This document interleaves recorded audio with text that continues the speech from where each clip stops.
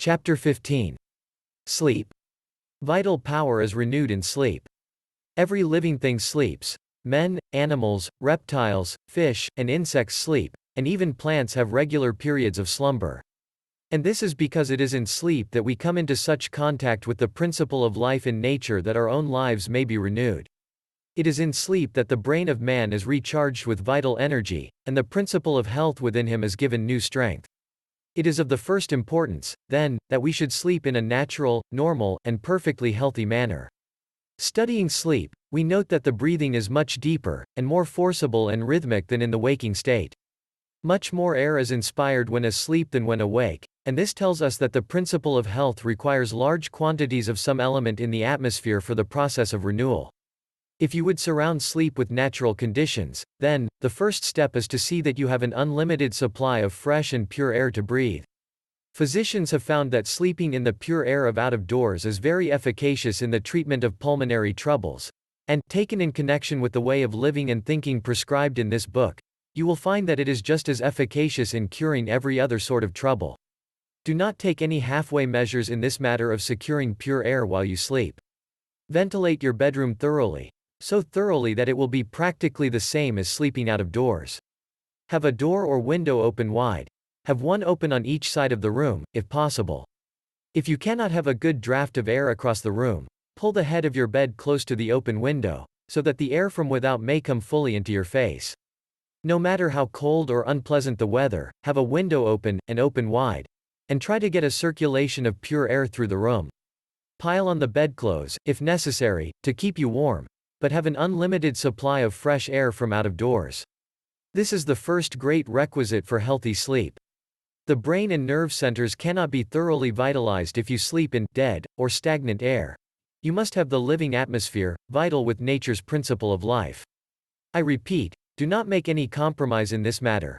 Ventilate your sleeping room completely, and see that there is a circulation of outdoor air through it while you sleep. You are not sleeping in a perfectly healthy way if you shut the doors and windows of your sleeping room, whether in winter or summer. Have fresh air. If you are where there is no fresh air, move. If your bedroom cannot be ventilated, get into another house. Next in importance is the mental attitude in which you go to sleep. It is well to sleep intelligently, purposefully, knowing what you do it for. Lie down thinking that sleep is an infallible vitalizer, and go to sleep with a confident faith that your strength is to be renewed, that you will awake full of vitality and health. Put purpose into your sleep as you do into your eating.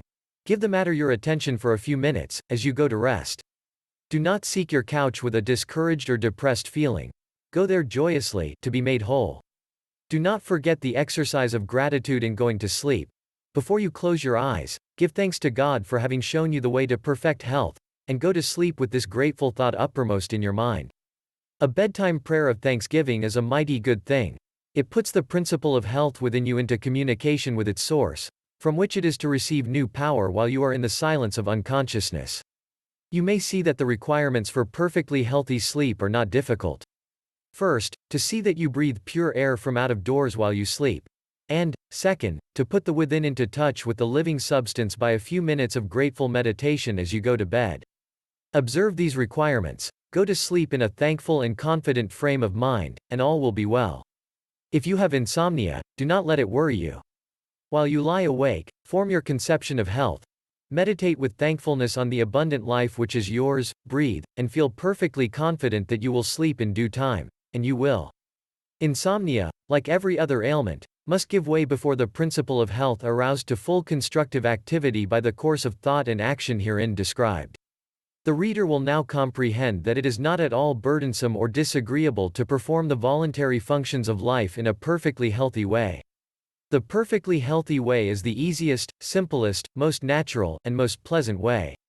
The cultivation of health is not a work of art, difficulty, or strenuous labor. You have only to lay aside artificial observances of every kind, and eat, drink, breathe, and sleep in the most natural and delightful way. And if you do this, thinking health and only health, you will certainly be well.